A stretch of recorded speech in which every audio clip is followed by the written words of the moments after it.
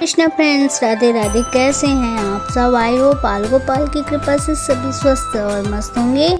तो फ्रेंड्स, बहुत ही जल्द हरतालिका तीज आ रही है, तो मैं हरतालिका तीज का मुहूर्त बताऊंगी और कहानी बताऊंगी और श्रृंगार सामान जो भी पूजा में लगने वाली चीज़ें बताऊंगी और इस व्रत करने से क्या फल प्राप्त होता है यह भी बताऊंगी। अगर जानकारी और कहानी पसंद आए तो प्लीज़ चैनल को सब्सक्राइब कर दीजिएगा।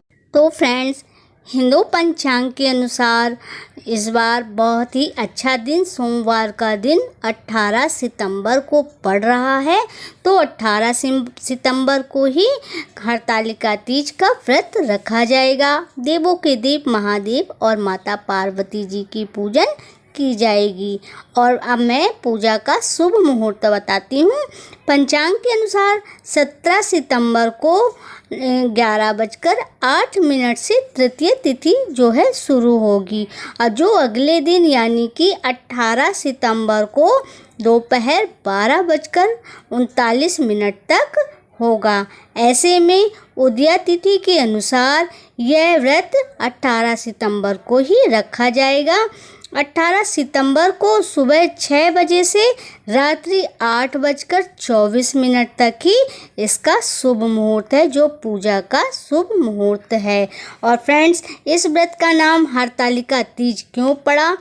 पौराणिक मान्यताओं के अनुसार देवी पार्वती ने मन ही मन भगवान शिव को अपना पति मान लिया था और वह हमेशा भगवान शिव की तपस्या में लीन रहती थीं। यह देखकर पार्वती जी की सहेलियां उनका हरण करके उनको गहरे जंगल में ले गईं। हरतालिका हरण का मतलब जो उन्होंने हरण किया, और तालिका का मतलब पार्वती जी की सहेली, तो हरण किया तालिकाओं ने। तो इस व्रत का नाम हरतालिका तीज इसीलिए पड़ा। और फ्रेंड्स, इसमें कुछ ज़्यादा नहीं, वही पूजा की सामग्री जो होगी, जो आप पकवान बनाएंगे, और मेवा, फल, श्रृंगार, माता पार्वती जी का पूरा श्रृंगार का सामान, भोले बाबा के लिए बेलपत्र, धतूर, मदार, ये सारे पुष्प लगेंगे और पंचामृत बनेगा। पंचामृत से भगवान शिव का अभिषेक होगा, जो कि मिट्टी की माता पार्वती और भगवान शिव की प्रतिमा मिट्टी की बनाई जाती हैं और उनको ऐसी जगह पे रखें जहाँ पे आप फूलों से सुसज्जित एक मंडप सा बना सके, या फूलों से उनके बीच का जो झूमर टाइप से होता है उस तरीके से बना करके सुंदर मंडप को सजाएं और माता पार्वती और शिव की प्रतिमा को एक चौकी में पीला कपड़ा बिछा करके उनको स्थापित करें और फिर माता पार्वती और भगवान शिव की पंचाभिषेक के द्वारा और शुद्ध जल के द्वारा उनका अभिषेक कराएं और माता पार्वती जी को श्रृंगार अर्पण करें और भगवान शिव को जनेऊ, चावल और उनको फूल, धतूर, बेलपत्र ये सब चीज़ें अर्पण करें। धूप, दीप, घी ये सब जलाएं और वहाँ पे अखंड ज्योत रात भर जलनी चाहिए, क्योंकि रात भर माताएं बहनें उस फुलहरे के नीचे जागरण करती हैं। जागरण करना अनिवार्य है। रात में आप नाचे, गाएं और माता पार्वती और भगवान शिव का ध्यान करें। इसी तरीके से और 3 पहर जो है कि हवन होते हैं।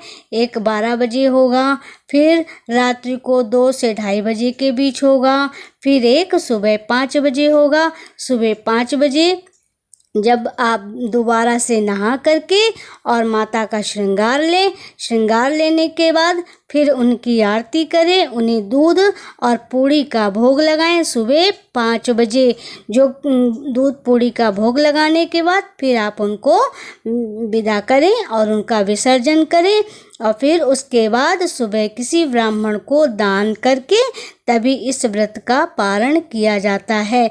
और फ्रेंड्स, इसकी कहानी कुछ इस प्रकार से है। फ्रेंड्स, राजा हिमाचल के यहाँ एक सुंदर कन्या का जन्म हुआ जिनका नाम पार्वती था। उन्होंने मन ही मन शंकर जी को ही अपना पति मान लिया था, लेकिन जब माता पार्वती अपने पिता के घर बड़ी होने लगी तो राजा हिमाचल जो थे उनके विवाह की उनको चिंता सताने लगी। तभी राजा हिमाचल को भगवान विष्णु से अच्छा योग्य वर अपनी पार्वती जी के लिए नहीं जमा। उन्होंने विष्णु जी के साथ अपनी बेटी पार्वती जी का विवाह उन्होंने तय कर दिया। जब माता पार्वती जी को यह बात पता चली तो उन्हें बहुत ही दुख हुआ और वो भगवान शिव की तपस्या करने के लिए वह जंगलों में निकल गई। उन्होंने 12 साल तपस्या की, गर्मियों में अग्नि में की और ठंड जाड़ों के दिनों में नदी के अंदर की और भीषण गर्मी में उन्होंने भगवान शिव की 12 साल उन्होंने तपस्या की और बेल के पत्र खा खा के उन्होंने भगवान शिव की आराधना की, भगवान शिव को पाने के लिए। जब भगवान शिव उनकी इस तपस्या को देखे और भगवान शिव प्रसन्न हो गए, तब उन्होंने माता पार्वती जी को दर्शन दिया और माता पार्वती जी के इस तपस्या का और उनके मन की बात जब राजा हिमाचल को भी पता चली तो उन्होंने भगवान शिव के साथ माता पार्वती जी का विवाह कर दिया। तो और भगवान शिव ने यह वरदान दिया, जो भी कुंवारी कन्याएं इस व्रत को करेंगी, नियम का पालन करेंगी, उन्हें सुंदर वर की प्राप्ति होगी और जो सुहागिन महिलाएं इस व्रत को करेंगी उनके सुहागों की आयु लंबी होगी। तो फ्रेंड्स, यह थी हरतालिका तीज की कहानी और कथा। और इस दिन बगैर जल के और बिना किसी फलहार के यह व्रत को रखा जाता है। यह व्रत निर्जला रखा जाता है। इस व्रत के दिन महिलाएं ना कुछ खाती हैं, ना पीती हैं और ना ही सोती हैं। बहुत लंबी कहानी है, अगर मैं बताऊंगी तो वीडियो बहुत लंबा हो जाएगा। तो फ्रेंड्स, अगर आपको हमारी यह कहानी और जानकारी पसंद आई तो प्लीज़ चैनल को सब्सक्राइब कर दीजिएगा, लाइक, कमेंट और शेयर भी कीजिएगा और बेल आइकन ज़रूर प्रेस कीजिएगा, जिससे हमारी आने वाली हर वीडियो का नोटिफिकेशन आप तक पहुंचता रहे। अपना बहुत ख्याल रखिएगा।